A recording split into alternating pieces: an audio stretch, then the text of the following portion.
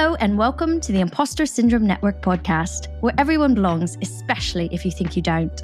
My name is Zoe Rose, and this episode is the Chris Grundemann episode. That's right, instead of being our co-host, he is actually our guest, so let's ask him all of the questions. Chris is a passionate, creative technologist and strong believer in technology's power to aid in the betterment of humankind. Chris has been using technology, marketing, and strategy to build businesses and not-for-profit organizations for 2 decades. He holds 8 patents in network technology and is the author of 2 books, a IETF RFC, a personal web blogger, and a multitude of industry papers, articles, and posts.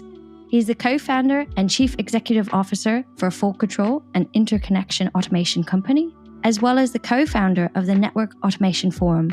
That's the organization behind the AutoCon series of events. He's also a co-founder, director, and chair emeritus of IX Denver and the chair of the board of directors of OIX, the Global Data Center Interconnection Standard Body. He has held previous volunteer positions with Colorado's ISOC, which he founded, ISOC in New York as the vice president, Erin Nanog, Sanog, AppPIF, CEA, UPNP, DLNA, RMV6TF, and several others. I'm sure all of the letters. Chris has also given presentations in 34 countries on 5 continents and is often sought out to speak at conferences, NOGs, and NOFs around the world. Hey Chris, would you like to further introduce yourself to the Impostor Syndrome Network and explain to us how you have time to sleep, possibly? Hey, Zoe, thanks. So I'm realizing that there are a lot of acronyms in my bio. That's fun. So my background is as a network engineer, and I've been working in kind of a very, maybe not circuitous, but very interesting kind of career path over the last 20 years where I've been able to bounce around and do a lot of different things. And I'm usually doing at least 2 or 3 things at once. And I would love to talk about productivity a little bit. I'm sure we'll get into that as we dive deeper, but I think we can leave it there for now. No, that's actually a really good segue into the first area I want to cover was what got you interested in technology? Why are you here? Yeah, so like a lot of our guests, I think it started really early. For whatever reason, was kind of drawn to technology, loved taking things apart, similar to some of our other guests, right? Was given like the old VCR or maybe even eventually an old TV, radios, that kind of stuff. Usually things that didn't quite work, and I could kind of take them apart and see how they were supposed to work, sometimes even fixing them, although I think that was probably the minority of the cases for sure. And also in the pretty early in my life, I don't know exactly how old I was. This was probably like mid to late 80s, I guess. My dad bought a Texas Instruments computer, which was pretty interesting device, right? I mean, it was basically like the computer was kind of in the keyboard and then you hooked it up to a TV. In our case, it was a black and white TV. I think that might have been, I'm sure there was color TVs around then, but we had a little black and white TV. So you actually kind of like wired this keyboard thing up to the TV. And then there was an external thing so you could like back stuff up to a cassette tape. And then there was another external box that let you use floppy disks with it. It also had like game cartridges. And anyway, I played games on that, which were things like Math Blaster and like some educational games that my parents had gotten me for that. But also did quite a bit of basic programming and learned how to kind of move a cursor around the screen and randomly generate numbers and then use that in different things. And nothing super productive, but got to play with that and really got kind of hooked on that. And then later on, when then we got like dial-up modems and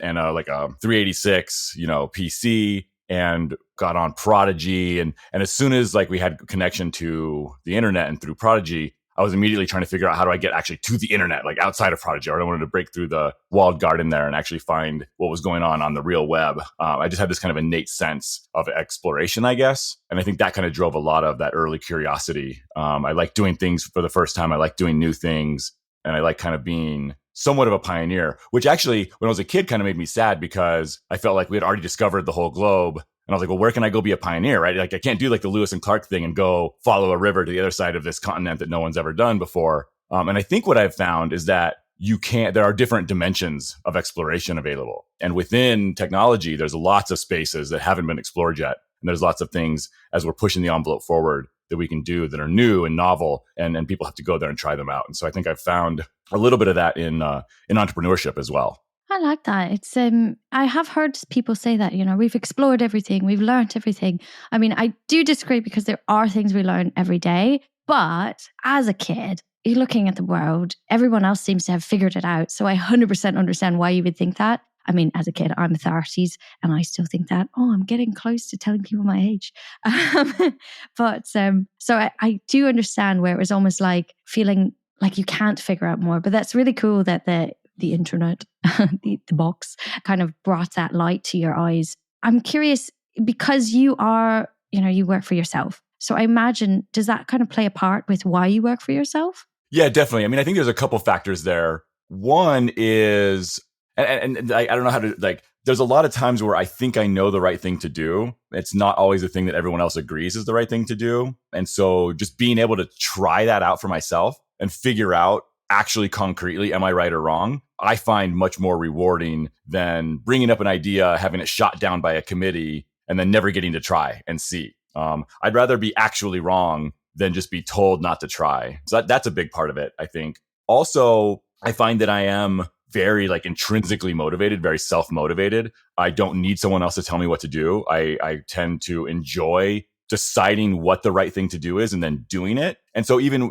when I had jobs through most of my career, that was a lot of what I did, was just whatever I thought needed to be done. I would go do that thing. And it usually worked out really well. I like to tell people I have never accepted a job that I was qualified for. I think that's pretty much true. And then what's interesting, though, is through most of my career, I was then either promoted or given a raise within the first year. So I would kind of overshoot, right, and apply for the job that I wanted, which I hadn't done yet, so I wasn't qualified for. I would, stretch as much as I could the current experience I had to kind of say, hey, I think I can do this job. And luckily was able to convince people that I could. And then I get into that job and just kind of see what was going on and do the most valuable thing that I could find to do, right? Because I think that's something over the years I've realized. I think, I'm really good at kind of two things, right? Learning really fast and synthesizing really well, right? And so synthesizing is synthesis is kind of the opposite of analysis. Analysis is taking the big idea and breaking it down into its constituent parts, whereas synthesis is taking the individual parts and figuring out what the big idea is. And I tend to be really good at kind of,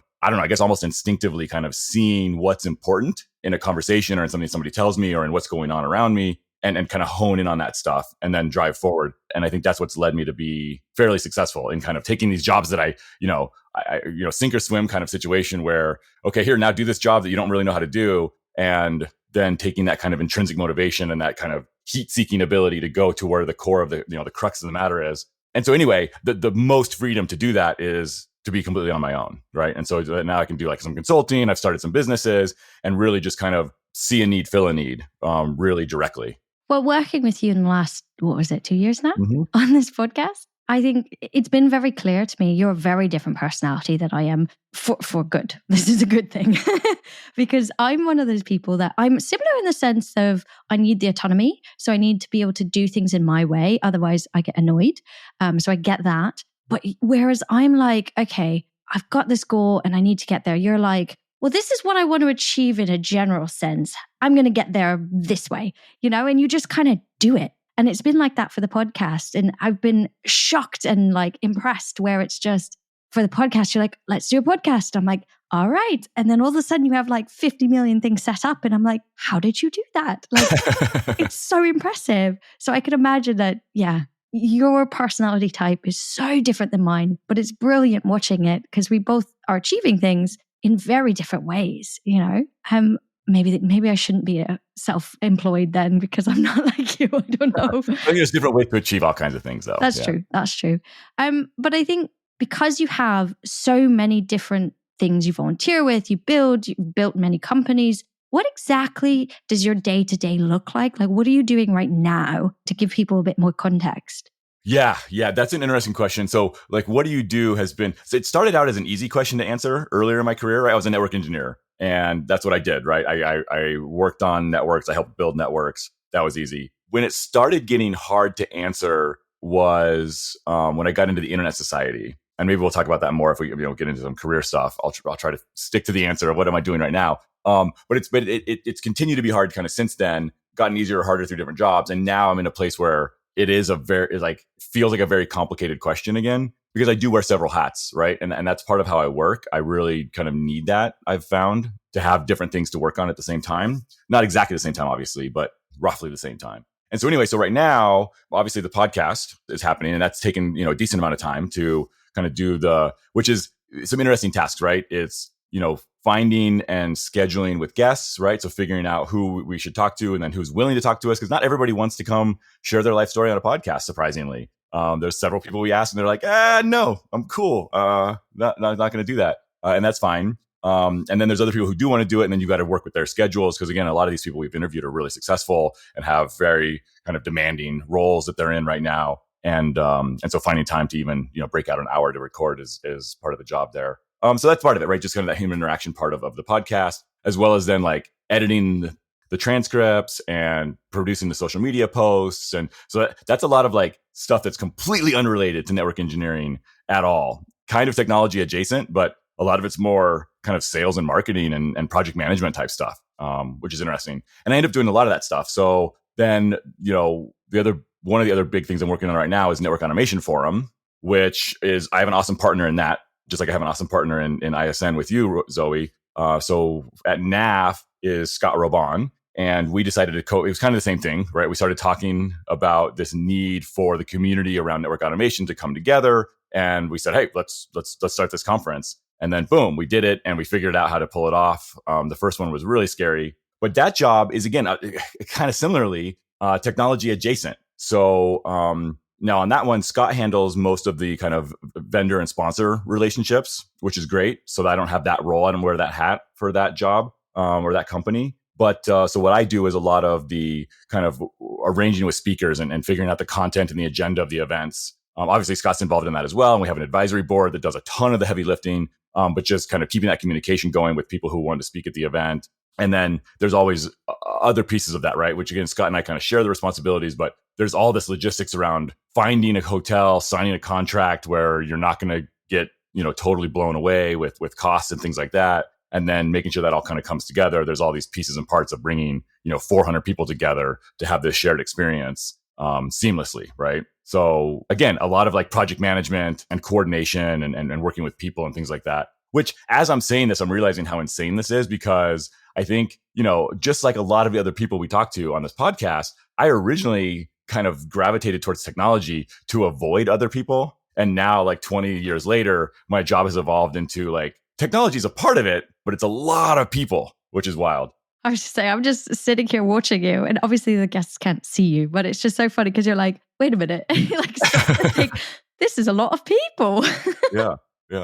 And there is some other stuff, right? I mean, I also manage like the mailing list and the website design and things. So there's some kind of low level technology stuff there that's interesting. But I'm, in both of those roles, like I'm not building networks and I'm not writing code, really. Maybe a little bit here and there just for some, to use technology to kind of do some of the production work and stuff like that. But then full control is where I get to do a little bit more technology. Even there, it's maybe less than what I've done traditionally. So, I took the role of CEO as we kind of started to grow the company. Full control basically builds a suite of microservices that are all kind of automation tools. And one is an orchestration tool that kind of pulls all the pieces together for automation, and others are kind of different sources of truth, and then all kind of rolls together into like this customer portal. And so my partner in that one, which is also another amazing partnership I have with Matt Griswold, we call him Grizz. And so he's doing all the software development, and then I've kind of done everything else, quote unquote, although we do, again, kind of that wall shifts from time to time. But again, a lot of what I do there is,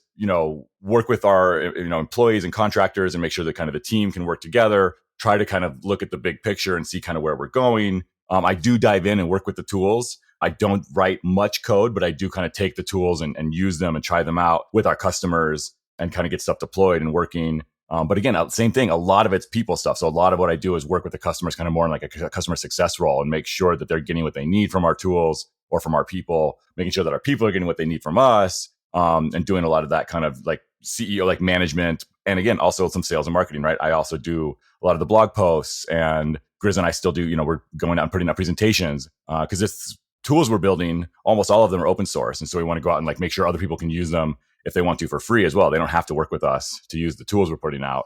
So I don't know if I answered the question at all, but I think that's kind of what I'm up to. I don't know if that's clear in any way. Well, no, it is clear. I think we do have some similarities where it's very difficult to explain how my mind works because my mind is very strange. I recognize that because I'll have conversations and in my mind, it's all linear. In their mind, it's like all over the place. And that's kind of how you explain your working environment. It works similar to the way I think. All of it's connected and all of it's very important, but you're not going to spend, an entire day doing programming or an entire day scheduling demos or something, but you're going to have small pieces throughout the day, as well as working for yourself. You're going to kind of create your journey for that day very chaotically almost, but it makes sense in the end. So I think that's really interesting to people that kind of think in that way and work in that way. It's taken me a long, long time to be able to be in a position where I can do that in a corporate environment. Yeah. Because you don't generally get that freedom. Whereas now I'm senior enough that I do get that freedom because I'm building the direction of my team, right? Right. Yeah. But I think the difference is I'm in a senior position. You obviously are also in a senior position, but you work for yourself. So it's a natural thing because there's nobody telling you what to do. I have to do this, right? It's not that I get to, I have to. Yeah. Yeah, exactly. And now that I'm thinking about it a little more, I think, because you're right, there is kind of a theme there, right? And so generally, right, and not to be too cliched, but generally I'm trying to help, right? So a lot of this is around things that I'm passionate about, which is like IT careers, right? Which is where the Imposter Syndrome Network and the podcast came from, which is like, hey, we're all alike in a lot of ways that we don't realize. And there's some stuff that we don't talk about that's kind of uncomfortable that makes us feel not great in our work a lot of times. And if we talk about it, then we can move forward and move past it, right? There's a lot of things where like shame doesn't live in the light. Mm-hmm. And so just talking about, like I don't always feel like I'm smart enough, or I don't always feel like I'm good enough, or like I didn't have the right like pedigree to get into this job. And now I'm scared that I can't do it. And so kind of, helping other technologists and maybe people beyond technology to kind of work through that is a big part of the Imposter Syndrome Network.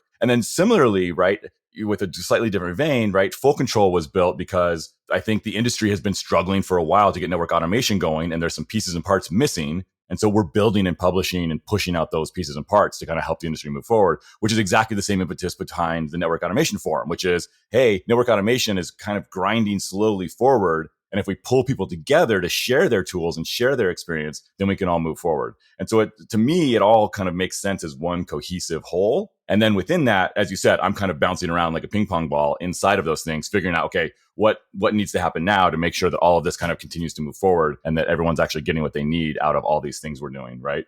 And then, of course, there's other pieces too, right? I didn't even talk about like what I'm doing for OIX or IX Denver. And there's other little things that pop up all the time. I'm an advisor to a couple companies, and I do some work with other nonprofits. But it's all kind of in that kind of shared, like, let's move the industry forward to where I think it should be going. But of course, that's informed by talking to all the people around me. So these aren't just my ideas. They're kind of my synthesis of the opinions of the people who I trust. Mm-hmm. Yeah, no. And I think what stood out to me there is as you said, you're wearing many hats. But within those hats, you're wearing different responsibilities as well. So part of it is, project management. Part of it is working with a team and managing that team. As I said, some of it is single or what's called individual contribution. Can't say the word.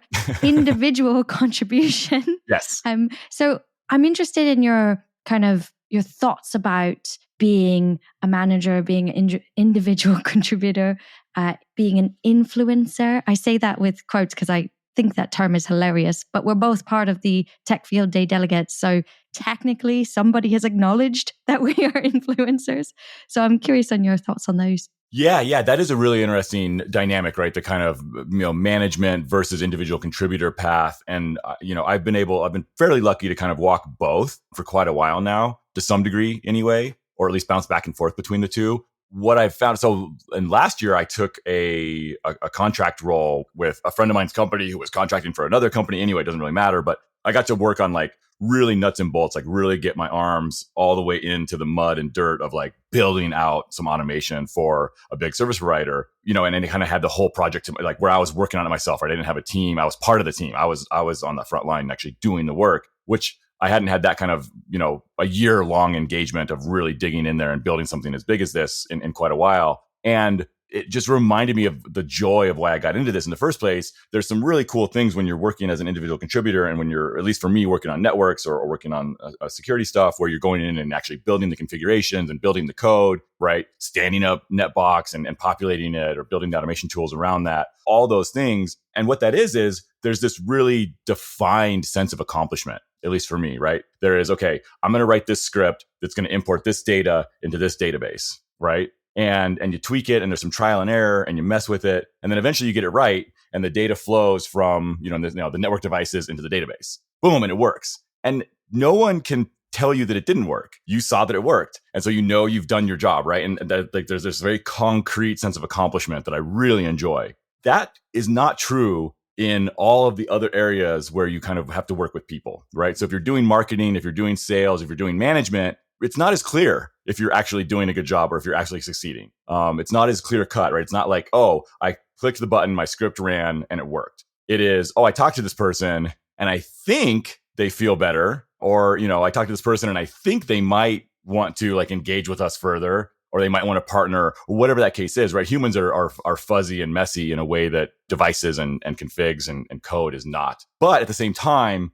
there's so much more possible with people, right? And it's really clear to me that if I can kind of bring people together and create a shared vision, and we can all move together, we can do way, way, way, way, way more than what I can do on my own. And so there's a push-pull there, right? Like, yes, I can drop in and just do it myself, and that feels really good. But if you really want to do something big, you need to bring people together, and somebody's got to, handle that mess and bring the personalities together and talk to people and kind of juggle that. Which the hardest part for me was the fact that it's not so defined, right? I think that's probably another reason why kind of technology appealed to me was that concrete nature. And as soon as you move into more human realms, it's just not there. You don't get that like check mark, job done, woo. It's really about other people's opinions and feelings, and it's just not as concrete ever, which was hard for me for a long time to kind of get used to uncertainty. And having gotten used to it now, it's helped a lot for sure. Mm-hmm.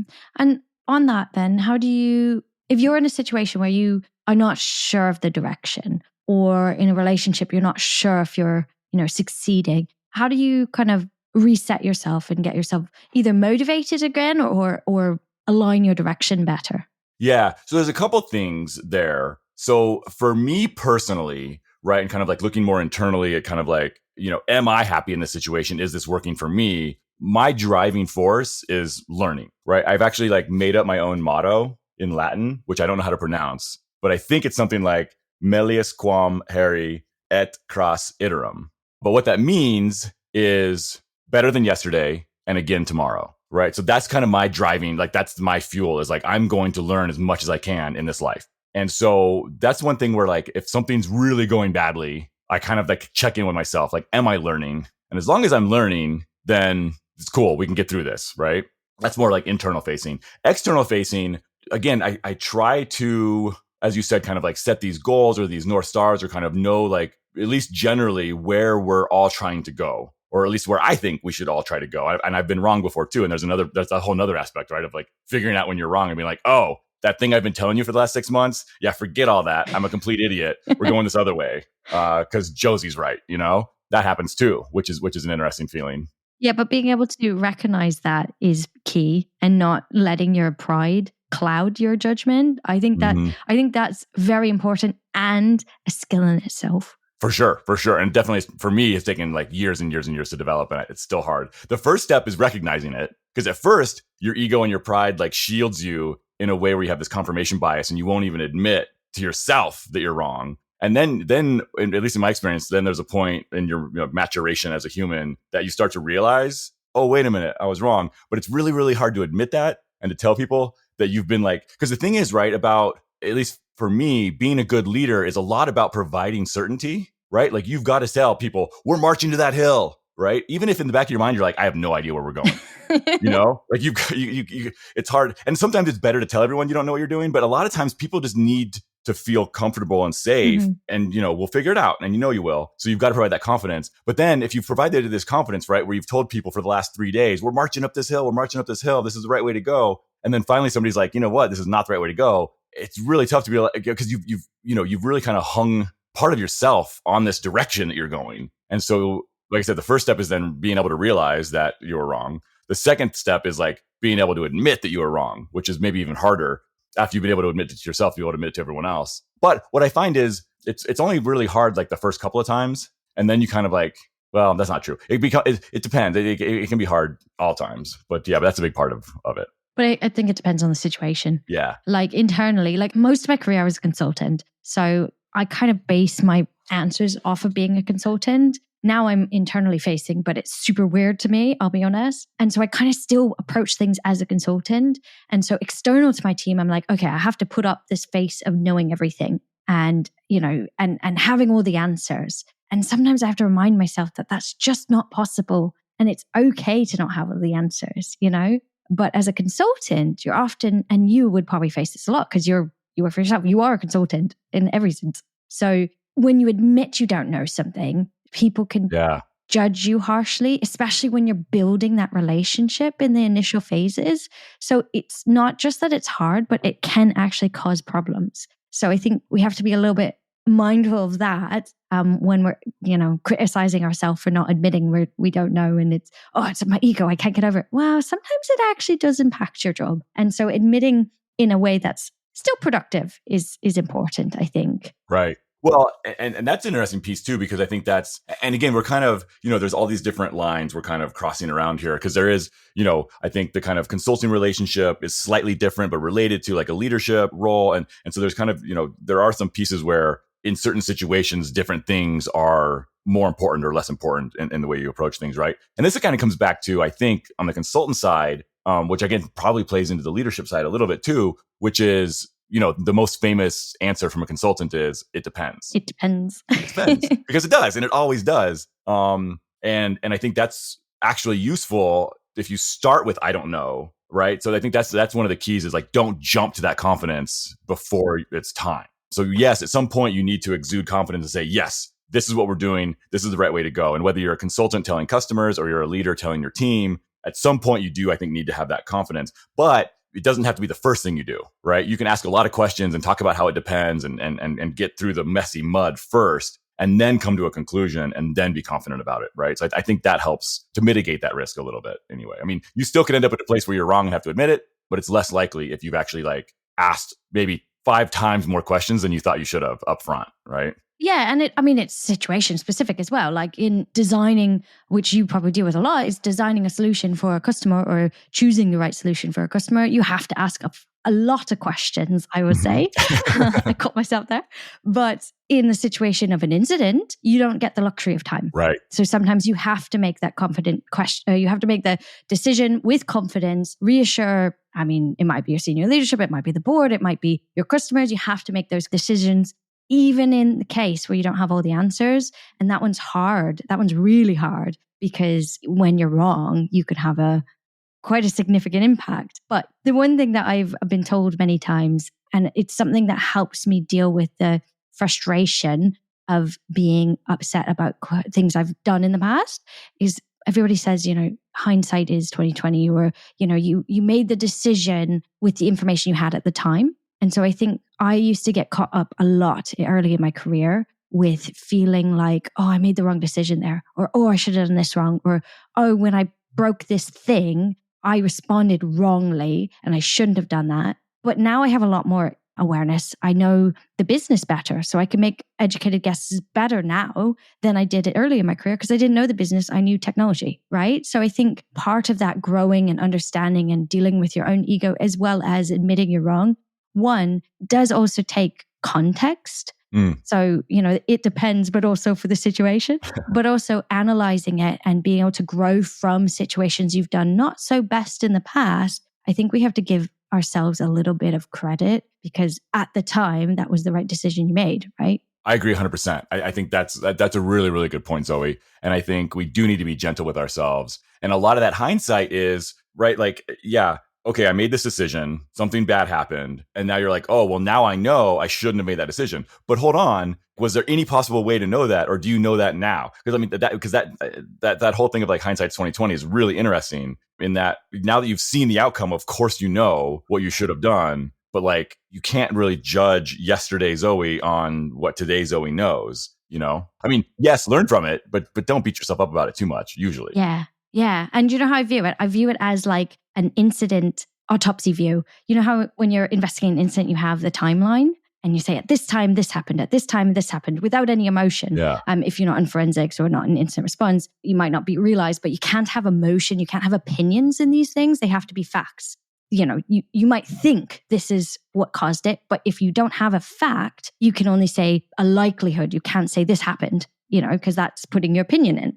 So that's how I view it. And that's how I kind of view my life is, well, at this time I knew this and I had these skills and I had these resources, so that takes a bit of a cold view, but it helps me. I think it's great. Yeah, if you can do it. It's really hard Yes. to detach the emotion, and especially when you're looking at yourself. But I agree. That's super productive way to do it. Yeah. Yeah. Well, let's talk more about you now. Keep interrupting. So what was your first ever job? So I guess it depends on how we define job, which I think, again, a lot of our guests say the same thing. I think technically the very first thing I got paid to do was mow some neighbors' lawns, which is interesting, right? I never did the lemonade stand, but I did walk to my neighbor's house and be like, hey, I don't remember, at the time, right? In the late 80s, early 90s, it might have been $5. In my head, it's $20, but I bet it wasn't $20 then. Maybe it might have been $3. I don't know. But, hey, for whatever, for $5, I'll mow your lawn. And I would do that. Now, I didn't do a lot of it, maybe a few neighbors. We lived pretty far out in the country. So even if I had mowed all of our neighbors' lawns, it wouldn't have been a sustainable business. But for a kid, it was pretty good.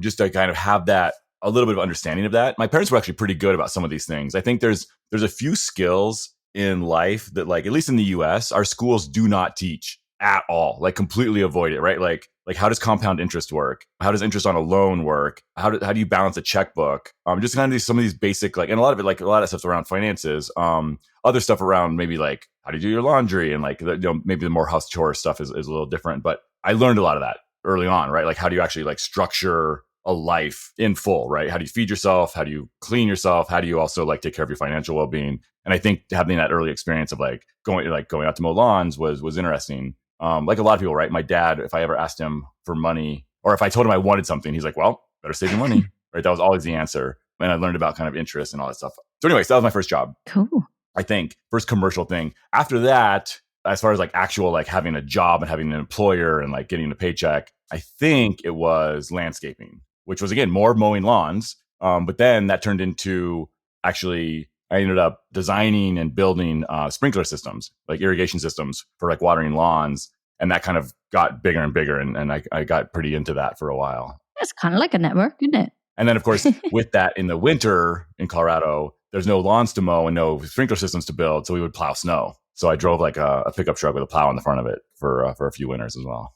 So starting with the whole kind of outside job and then moving into a more inside job, literally, physically, how would you describe your career in 60 seconds or less? That's a hard one. It is. So, and this is where I think maybe we'll have time to dig into this more, maybe we won't, but there is this kind of pivotal moment in my life that has caused a lot of my own personal imposter syndrome, especially for the first decade of my career for sure, which is that I actually got in trouble when I was a kid and went to jail instead of going to college. So after spending about roughly between everything going down 2 years in incarcerated as a kid, right? From 17 to 19 or so, I got out and I think I first found another landscaping job, which was fine. And then how did it all work out? But again, the seasonality of that, and there's some weird things there, it's not always great because again, there's this kind of drop off in the winter and it doesn't actually pay very well at all. And I ended up working at a concrete plant for a while, which was kind of interesting. And that kind of played to some of my more technology interests a little bit. It wasn't really a technology job, but this concrete plant, they don't call them pipes, but basically those big concrete pipes that go underneath streets and stuff, where storm drains are. And so they made pipes of all kinds of different sizes. And there's machinery there that makes it. So this was mostly an automated factory, at least the part I worked on. And they had these big machines, which were all computer controlled machines, PLC, programmable logic circuit controlled machines, to weave the metal frame that goes inside the concrete. And then there was I don't even know how to describe it. It was really, really cool. There was flying buckets of concrete, that slid around on rails in the ceiling. And there was little robots that would move rings around and this welding robot that would weld stuff together. And then this big machine that would come out and had basically I don't know, what do you call that? It looked like a bullet or a torpedo, a metal pole that would go up. And then this metal case that would come down and it would fill concrete in between them and then vibrate. The middle one was basically a big vibrator and it would shake the concrete. And then to get the air out. Yeah. And then the top thing would pull off and you'd have these concrete pipes standing straight up and down, but with wet concrete. And then they would go into this oven on these carts. Anyway, so I was working there for a while and doing a little bit of programming of the PLCs, but also doing a lot of just like cleaning concrete off of machinery. Also, like every now and then they wouldn't get the mix exactly right. And so when the machine would like lift the molds, the concrete pipes wouldn't stand there. They would collapse. And then you'd be shoveling wet concrete for, an hour, which was super awesome. Anyway, I was doing that for a while. And then I think my mom's church or something, she met a person, this guy who was running a low voltage wiring company, which low voltage wiring is basically like Ethernet cables, speaker wires, coax cable, all that kind of stuff. And he basically had a contract with a home builder. And this was in, I guess, like the late 90s, maybe early 2000s, when like there was a big like housing boom going on in Colorado. And so they were building tons and tons of houses. And he had a contract with one of the big builders to do all the low voltage wiring for the homes pre-construction. And so I started working for him. It was all piecework. So you would get paid like 50 cents to pull one Ethernet cable. And then you would just get a route each day. And I had my like little pickup truck, and the back was all full of all these different cables and tools and parts and stuff. And I'd go to like, the construction sites and then, go into the house and like pull cables through the house. And basically like it was a really cool lesson in efficiency, because like the more pieces you do, the more money you make. Right. And so really it's kind of up to you to some degree how much money you make. And so I got really good at, every time you go into the house, you carry as much stuff as you can when you need it, right? And then if you need to go back to the truck for something, you take anything you can out of the house, right? So like no wasted trips, no wasted motion. And then even like when you go into the house, you think about like, how do I run these cables in the most efficient way possible, right? Can I do like 3 pulls at once instead of 1 pull? Or like, are these all going in the same direction? And kind of mapping out like how you're doing this stuff to get as efficient as possible. And I actually got pretty efficient and was able to like make a pretty decent amount of money, more than, I would have thought going into it, and doing this piecework and just adding things up and doing it really efficiently. So that was kind of cool. There was a side part of that business, which was because we were doing low voltage cabling, we would also then go back after the house was built and flesh some of this stuff out. So like those speaker wires, sometimes you would put in like speakers in the ceiling or speakers in the wall, right? And kind of install that stuff.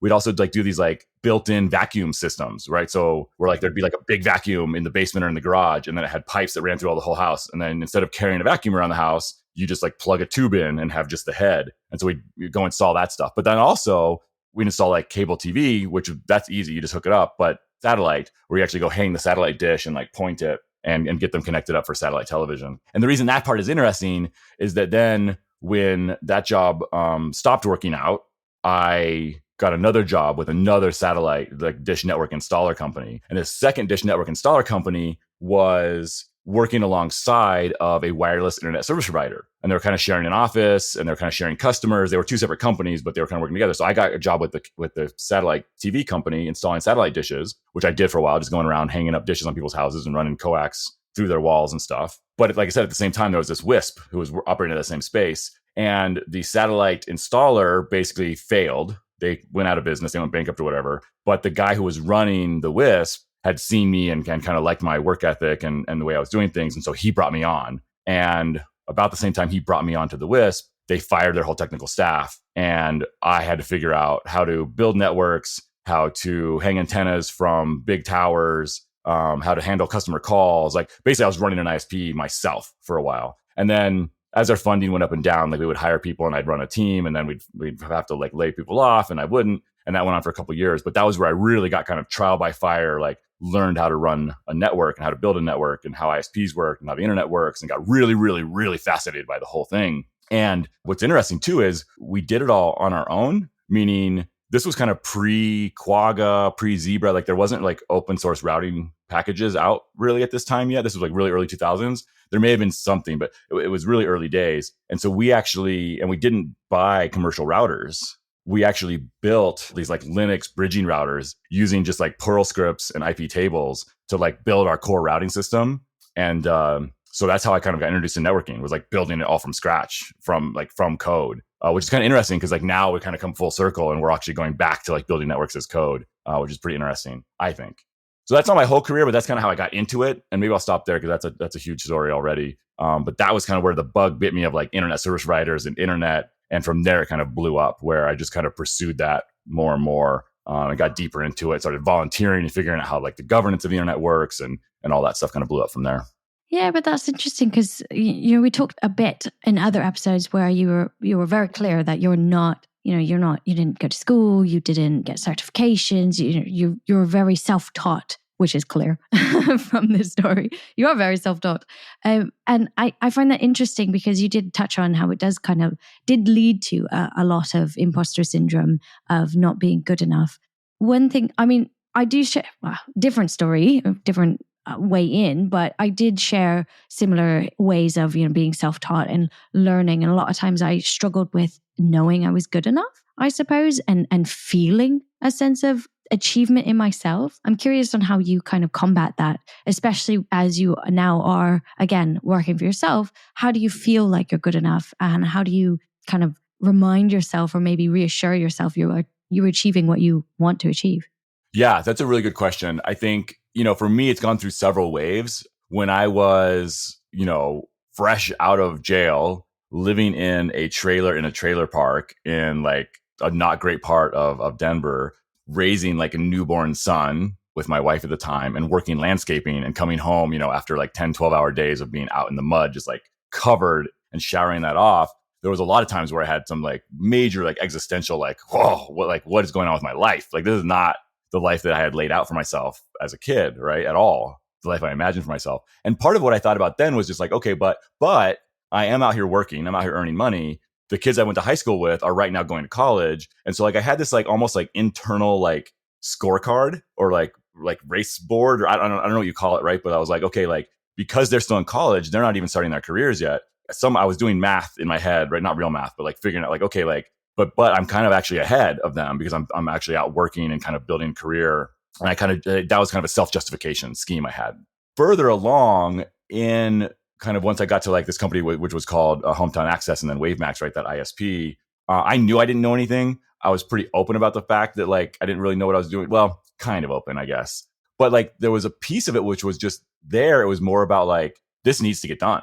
And like, it doesn't matter if you know how to do it or not. Like, this is what has to get done. And I think that's been a piece of it for me too, is like all humans, right? I tend to like when something has to be done, I'm pretty good at figuring out how to get it done and actually making it happen. And I think, kind of like maybe this is like, I don't know if this is good advice or bad advice, but kind of a life hack that I found is I tend to corner myself into situations where at least I feel, maybe it's not totally true, but I feel like I have to do the thing that I actually want to do. So if I decide I want to do something, I kind of like force myself into a situation where I have to do that thing because then I know I'll do it. And when you're doing something you have to do, at least for me, you worry a lot less about like what other people think. Mm-hmm. Now, not that I haven't had major, massive doubts, right? I mean, the other side of that coin is when I first discovered conferences and like internet governance and like Aaron and Nanog and these things, when I first started going to Nanog's, a couple things, right? One, I was not in a position at work where like they cared about me enough to send me to a conference, right? Like I was a very junior at the time. So I was self-funding. Like I maxed out a couple of credit cards, like sending myself to conferences because I saw the magic there. But so I was there without corporate backing, without company backing. Like nobody wanted me there except me. And I was the youngest person in the room in most cases. And I had this background of like not having any idea what I was doing, right? Like I had kind of figured out how to build routers out of Linux at one point. And then I was, working through a certification track, but like definitely didn't have degrees or history or backing. And like at that time at Nanog, there was still like the graybeards of my age were the people who had like really built the first ISPs. I mean, these were like, they had done some amazing stuff. And so it was super intimidating for sure. And I kept a lot of like my background and my history and like where I had come from really, really close to my chest, right? Really almost like kept it secret. I didn't talk about that kind of stuff. If people started talking about college or like early, I was like finding a way to go to the bathroom or like go get more drinks or, some way to avoid these conversations was part of how I dealt with it too, which I think was it Anna Claiborne who talked about that, right? Like the denial as an actual like useful strategy. I don't know. Again, maybe good advice, bad advice, but sometimes just kind of faking it. And I don't know, it worked for me. I don't know if it's good advice or not. It kind of reminds me of, who was it? Hunter S. Thompson, who like went to speak to a school group and they asked him how to be a good writer. And he's like, well, I don't want to recommend drugs and alcohol, but it's worked for me. So I feel like, I did everything the wrong way, but it worked out. But I feel like it depends on the oh God, that's another. It depends. I think it does depend on the person though, because I think for me in my career, I did the same thing. Like I wouldn't admit when I didn't know something. I would just wouldn't speak up, and it probably wasn't the best thing because I got things wrong because I assumed I knew or I didn't get the context, but I was too scared to ask. But I also knew that if I admitted in some situations, if I admitted I couldn't do something, I would be judged so harshly. I would never be asked again. Yeah. So I feel like, again, it's, it depends on the situation. It does. And there is a double-edged sword there, right? I think that's a really interesting point. So on the one hand, it's not just you or not just me that maybe makes bad assumptions and gets into a bad spot because we don't ask a question or don't admit we don't know something. Sometimes it's the whole group we're a part of, right? Because I've definitely been in a lot of situations where I was too shy, too scared to ask my question, right? And then realized later that no one knew what was going on and that question would have saved us from making some horrible mistake. And so now I really try to, I've kind of learned over time and trained myself to get over that fear, uncertainty, and doubt and raise my hand and be like, hey guys, maybe I'm a complete idiot. Maybe I'm missing something, but your math does not add up for me. Can you walk me through it again? And sometimes I'm just missing something or I just misheard something. But sometimes there's three other people who are like, oh my God, I'm so glad you asked that question because I don't know what the fuck's going on. Or this is a terrible idea. And like somebody needed, it's like, but you're right. At the same time, you're kind of putting your neck out when you do that. Mm-hmm. Not all environments welcome that. There's not all people giving the presentation are going to be happy that you interrupted them to tell them they're wrong, even if you did it as nicely as possible. I kind of think I was watching some show recently and this lady was talking about like how she's an interior designer or something. And she wants to like surround everyone by beauty. And she was talking about this. And the guy she's talking to is kind of like, yeah, don't you just hate poor people who can't afford to surround themselves with beauty? He was being sarcastic to her, right? Like, okay. Right, he was being super sarcastic because like she was producing this ideal of like, oh, the world would be better if we could everyone was surrounded in like fine furniture and flowers all the time. And he's like, this is just not reality. Right. Yeah. And I think there's something to that too, which is like, I would love to say that every single time you should say, I don't know, you should speak up, you should ask those questions. But the truth is the world isn't always surrounded by beauty, right? There are places where you're in this like maybe emotionally intelligent poverty or whatever it might be, right? Where you're in this place of like where that environment doesn't exist. And so, don't get fired for sure. Find a way to get another job and quit first. Yeah. Yeah, that's good advice. Don't get fired. No, I agree with you. And I think it's also important to highlight because we do mention a couple times in our series that, well, if it's not the right place, then leave. But you're not always capable of leaving. Like, I'm not saying I have a bad job. I have a good job right now. I have a good situation. It pays well. I've got a good team, But I don't have the capability of leaving. Like, even if it was rubbish, I couldn't leave because, I'm not an EU citizen. I have to have a visa. I can't leave a job without getting another replacement. I'm a single mom. I need an income, so it's not like I have that flexibility either. And especially early in your career, you don't have that flexibility because people will look at your experience and say, well, why'd you leave them after a month? Why'd you leave them after a year? So 100%, like do it in a way that works for you, but don't do it in a situation where it ends up causing even bigger problems. Yeah, exactly. I think, like you said, right, there's these things that are situationally dependent for sure. Mm-hmm. I have a really good question that I'm quite interested because I don't know what your answer would be. What is your greatest achievement of your career so far? Yeah. Again, like almost all of our guests, I find that a really hard question to answer. There's lots of different ways to look at it.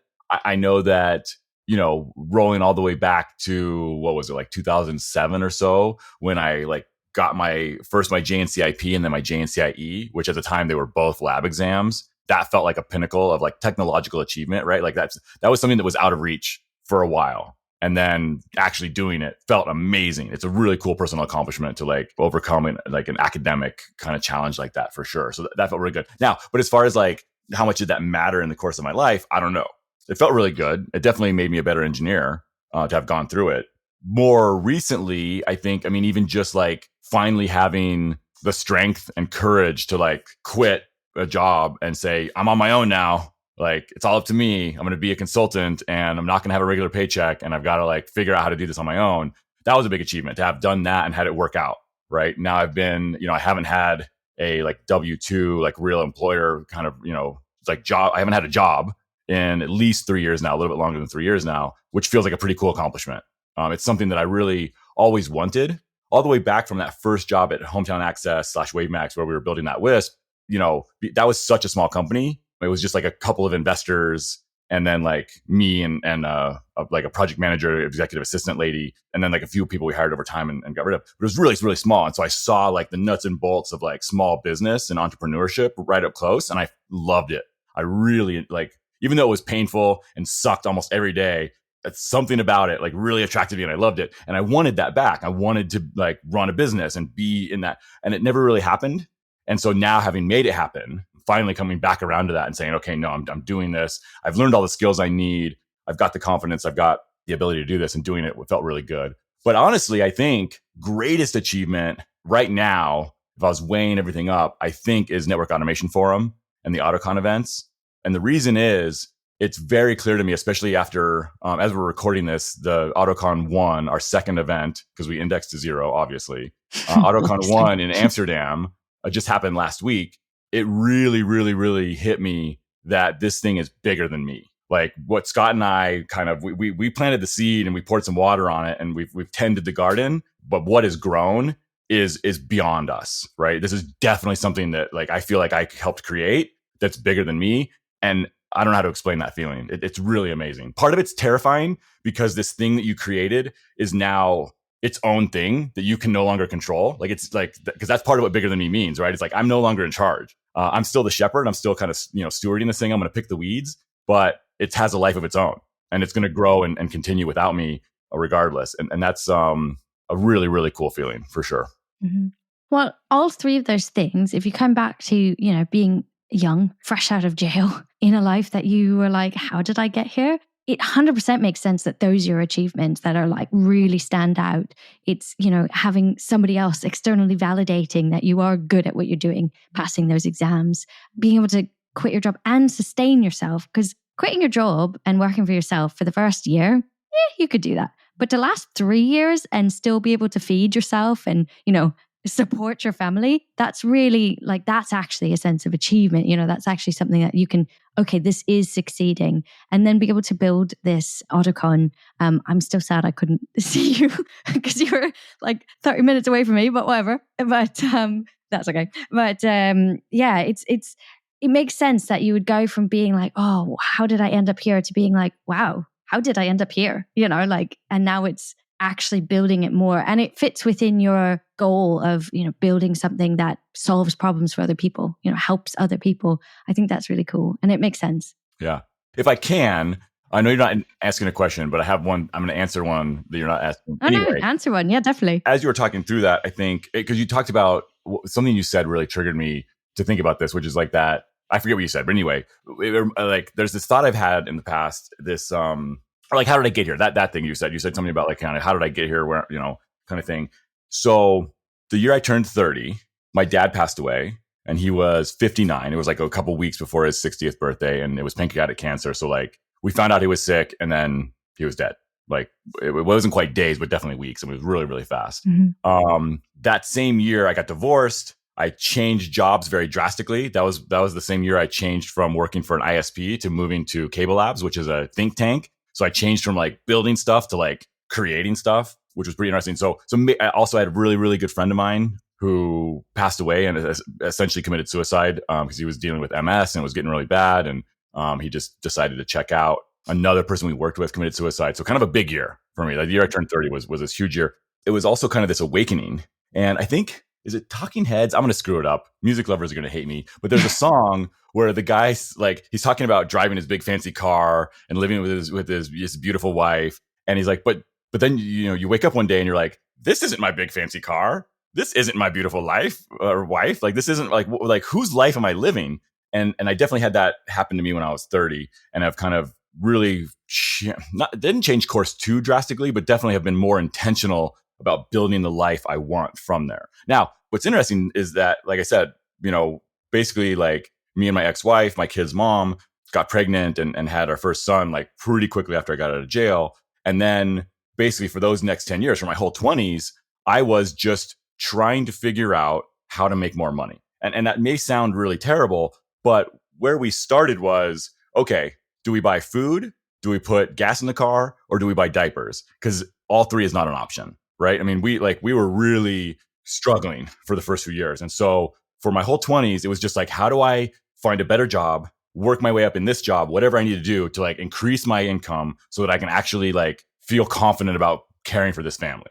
And so that was my 20s. And luckily, by the time I hit 30, I had done that well enough that I was in a pretty good place where I didn't have to worry about whether we could not buy food or not anymore, right? After kind of 10 years of building my career. And then all this kind of dramatic stuff happened. And then I really kind of looked at life as like, okay, like what do I actually want? What do I want to do? Which I had never really done before. It was always like, I need to take care of these people. I need to take care of my family. I need to do what my parents expect of me. I need to do what, just all this expectation and obligation from society and people around me. A lot of it was good. Some of it wasn't. And then that kind of blew up when, like I said, when my dad passed away and everything happened in my 30s, and then kind of had that awakening, which that's what it reminded me of. Like when you said that, it reminded me of the lyrics of that song, which were like stuck in my head for that whole year or maybe a couple years after. And then really kind of shifted and focused on building the life I want, which also happens to take care of the people around me as well. Mm-hmm. Yeah. And I think that's, for me, I was the same. I mean, my 20s were me trying to afford to live as well. I mean, I didn't have a family at the time, but it was the same. It was the same thing. Like I did slightly different because I did move countries, which is financially not the best idea. But add a little spice, yeah. Yeah. But yeah, no. And so I completely resonate with that is, and people are always like, well, money isn't everything. Yeah, but it is bloody nice to be able to afford to eat. It is bloody nice to be able to afford life and then looking at other things. So I would agree. Money is important. It's not everything, but it is important. And then figuring out what it is you want to do. I think, yeah, I'm recently have gone through that phase a little bit past what you did, but I'm recently getting in that phase of what do I want, which is hard. It's hard to figure it out. You've kind of already touched on this, but would you consider that being your biggest challenge that you faced in your career or something else?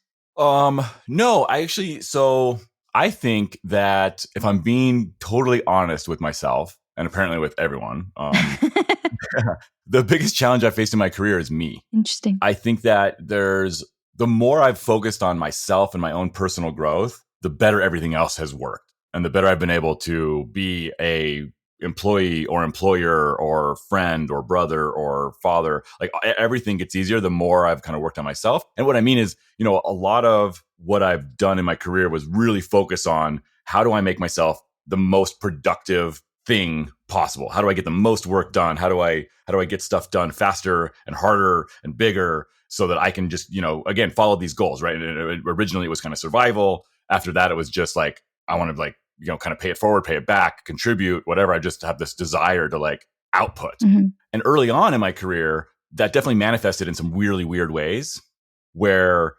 distraction was an evil, right? So I'd be at my desk working. And if someone came up to me to be like, hey, how was your weekend?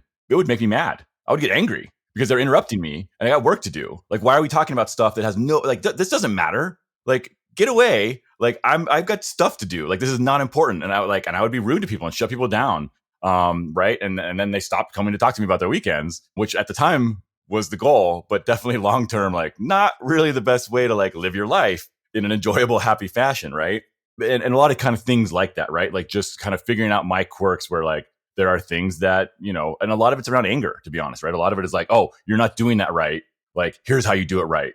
And not understanding how to actually like communicate with people and how to like, I think it's two things, right? One is like human communication. And that's a big theme. I mean, that could be a whole nother podcast episode, is just my social anxiety and how I've kind of like worked through that over the last, I guess now 43 years or whatever. So that's part of it. But then the other part is, I forget now actually what I was going to say. There was two parts.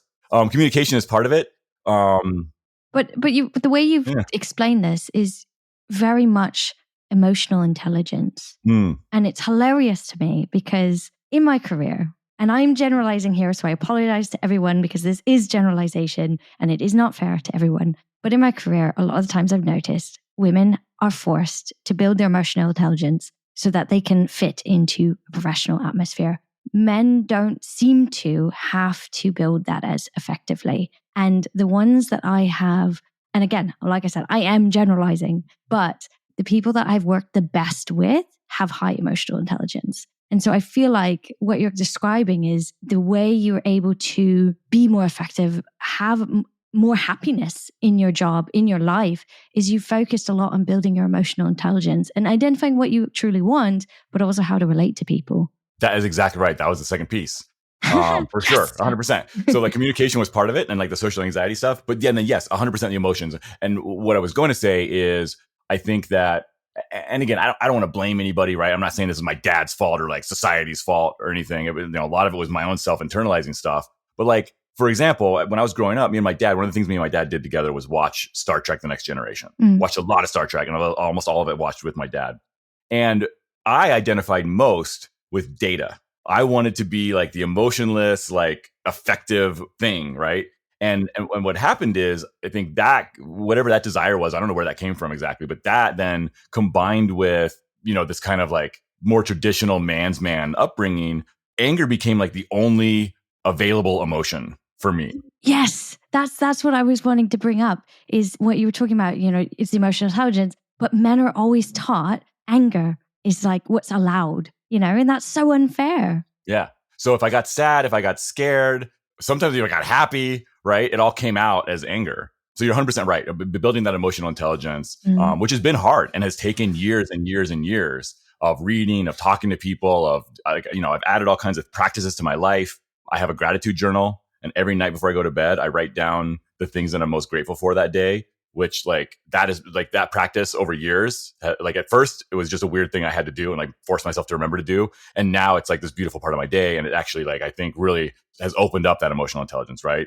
Journaling every day. In the morning, I journal. I have lots of journals, and running, and a lot of the things I do are actually built around like just like opening myself up in a way that like allows me to be not just productive now, but actually happy and fun to be around. Hopefully more fun. No, I agree. I think for me, it's also been difficult. I mean, I laughed when you were saying that because I love Data. I related to Data.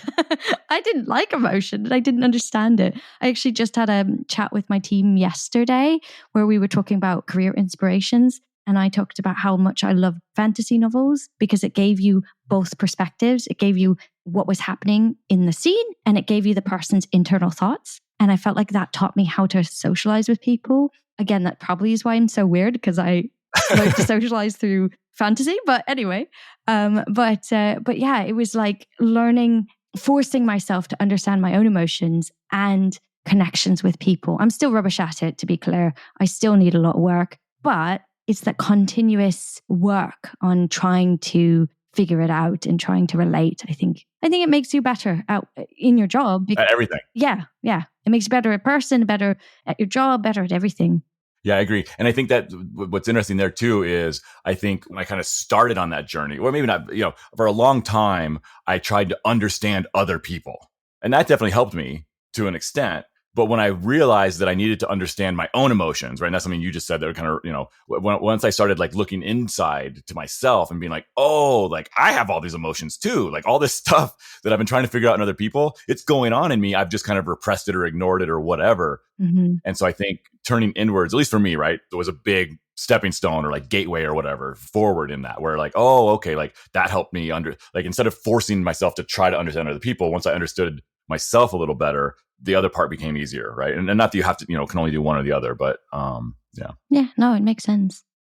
We are well over time. Spent a lot of time. You're very interesting, so it worked out so well. But unfortunately, that's all the time we have today. Chris, do you have any projects or causes you'd like us to know about?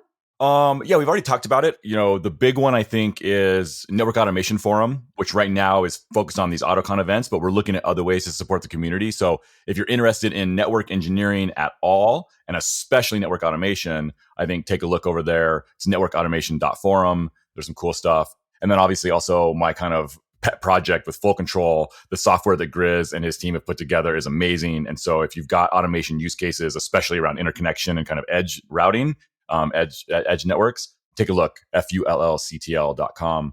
I also do tend to like write about some of this like philosophical stuff that I've gone through or that I think about that's helped me. So I think in the show notes, we'll probably have a link to a couple blogs, like my personal blog on my website, but also I've got one called Modern Autodidactism on Medium which has some of the kind of longer form articles around some of these things that I think about. And I hope to find more time to write more of that. Thank you so much for sharing your story with ISN. It's been really cool because we've been working together for 2 years now. So it's cool to get your side after all of these interviewing other people. Thank you again to all of our listeners for your time, your attention, and your support. If you found this episode insightful or interesting, please consider paying it forward by letting others know about this show and the great guests we have on. Before we close, Chris, I am curious, what advice would you give yourself for when you first started your career? Yeah, I think go bigger, take more risks. Now, again, kind of the theme of the show is it depends. There are contexts, right? One of the reasons I was more conservative in my choices, and the thing is, people didn't think I was being conservative, right? I think I scared the crap out of my parents, probably my ex-wife at the time, in some of the career changes and jumps and things I made. But looking back, I spent a lot of time trying to convince myself that I was good enough to run my own business. And then I stayed within the safety of employment because I was responsible for feeding and clothing, one and then two little boys who have now grown up into great young men. And so, no regrets on that front. But I think I could have taken more risks. I think I could have had more confidence. I think I let some of that imposter syndrome of feeling like, based on my background and what I had gone through as a kid, that I didn't quite have what it takes, and I wasn't the same as these other people. I wasn't a Harvard graduated trust fund kid, and so maybe I wasn't the right person to be an entrepreneur. And I think if I had, maybe ignored some of that and taken some bigger risks earlier on, I may have even had a bigger impact on the world by now. So, go big, take more risks. But again, within the context, sometimes that's harder than it sounds. Brilliant. We'll be back next week.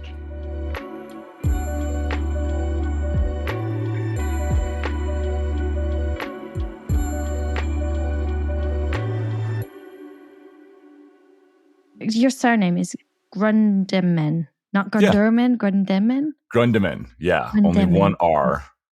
Okay. 3 N's. You have more letters in your surname than my entire name. Yes, so my name is Christopher Lawrence Grundemann. Your family definitely likes the long names. Yeah. I've got short names. I don't even have a middle name. So. Yeah, there you go. I gave my kids 2 middle names because me and their mom couldn't decide. So they have 4 names instead of 3. You're like, I had to suffer. You have to suffer.